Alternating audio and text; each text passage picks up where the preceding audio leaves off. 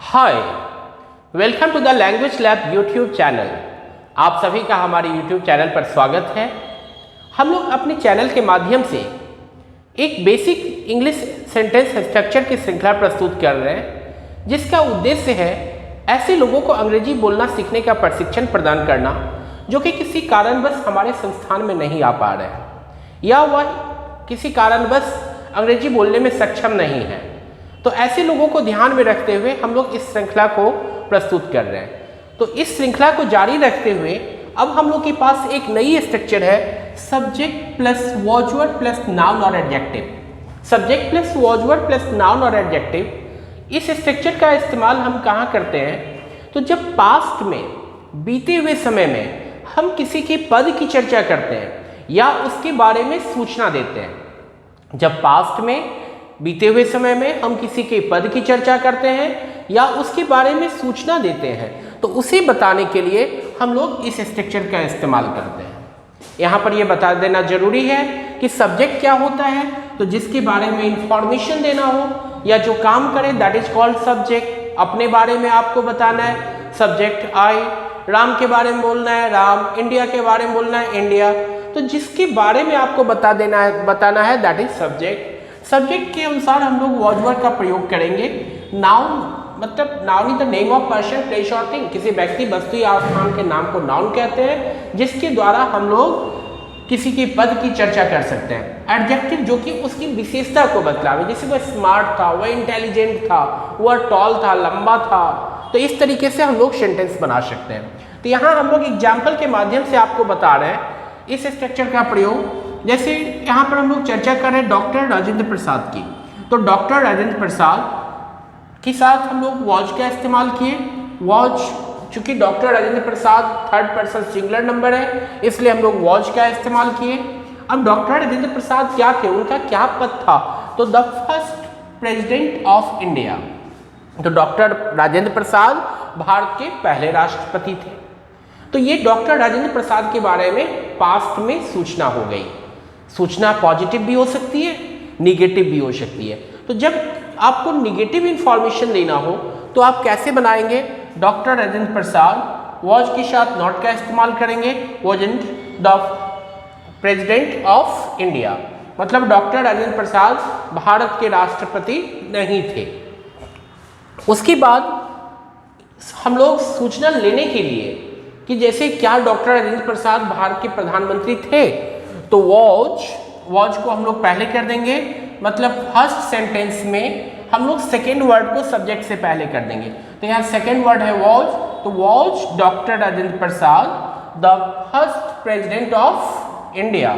मतलब डॉक्टर राजेंद्र प्रसाद क्या भारत के पहले राष्ट्रपति थे। फिर हम लोग इंट्रोगेटिव निगेटिव बनाते हैं, जिसके लिए हम लोग दो मेथड को फॉलो करते हैं। एक सेकेंड सेंटेंस में या तो वॉजेंट को आप सब्जेक्ट से पहले ले आओ, वॉच वर्ड के साथ नॉट लगा करके सब्जेक्ट से पहले ले आओ, या सिर्फ वॉच वर्ड को पहले ले आओ। मतलब यहाँ से हम लोग वॉजेंट को भी पहले ला सकते हैं या सिर्फ वॉच को ला सकते हैं, नॉट को वहीं पर छोड़ देंगे। तो उसके लिए wasn't doctor Rajendra Prasad the first president of India, और दूसरा option watch Rajendra Prasad not the first president of India.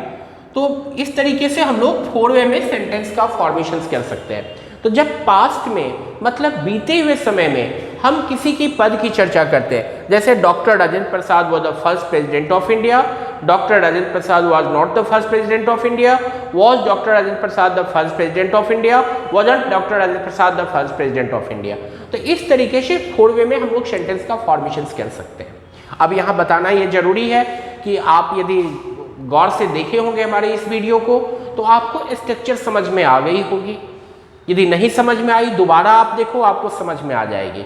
लेकिन स्ट्रक्चर को समझ लेने मात्र से आप में बोलने का स्किल डेवलप नहीं होने जा रहा है। यदि आपको अंग्रेजी बोलना सीखना है तो बोलने के लिए जो इम्पॉर्टेंट फैक्टर है वो प्रैक्टिस प्रैक्टिस प्रैक्टिस। बस आपको प्रैक्टिस करना है। अब प्रैक्टिस कैसे करना है?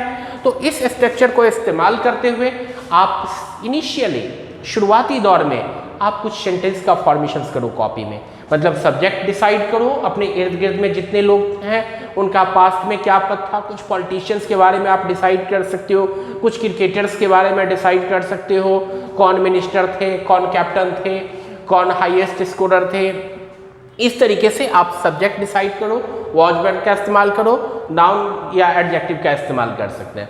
4 वे में सेंटेंस का फॉर्मेशन करेंगे कॉपी में, फिर उसको आप बोल करके प्रैक्टिस करो, वर्बल प्रैक्टिस। और that is very important factor for the development of communications, कि आप जितना वर्बली प्रैक्टिस करेंगे उतना बेहतर डेवलपमेंट होगा।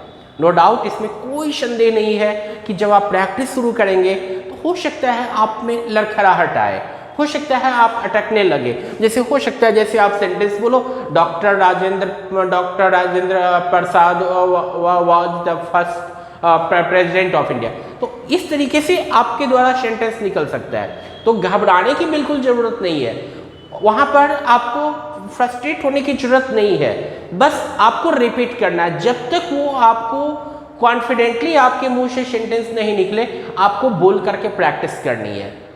जैसे कोई साइकिलिंग सीखने के लिए जाता है, बच्चे को जब हम लोग साइकिलिंग करवाते हैं तो उस समय क्या होता है, हम लोग पीछे से पकड़े रहते हैं, उसको हेल्प पहुंचाते हैं, लेकिन जब उसकी लड़खड़ाहट खत्म हो जाती है उसको छोड़ देते हैं, वो चलाने लगता है। तो उसी प्रकार से आपको प्रैक्टिस करनी है, तो उसको 4 वे में प्रैक्टिस करना है। लड़खड़ाहट को हम लोग प्रैक्टिस के माध्यम से ही दूर कर सकते हैं, तो उसको दूर करने के लिए प्रैक्टिस करनी है। फिर यहाँ पर हम कुछ डेमो दे देंगे कि कैसे आपको प्रैक्टिस करना है 4 वे में।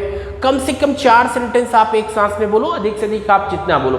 जैसे he was a doctor, he wasn't a doctor, was he a doctor, wasn't he a doctor, she was a teacher, she wasn't a teacher, was he a teacher, wasn't she a teacher, they were dancers, they were dancers, was a dancers, weren't they dancers, he was a player, he wasn't a player, was he a player, wasn't he a player, India was a golden word, India wasn't a golden word, was India golden word, wasn't India golden word.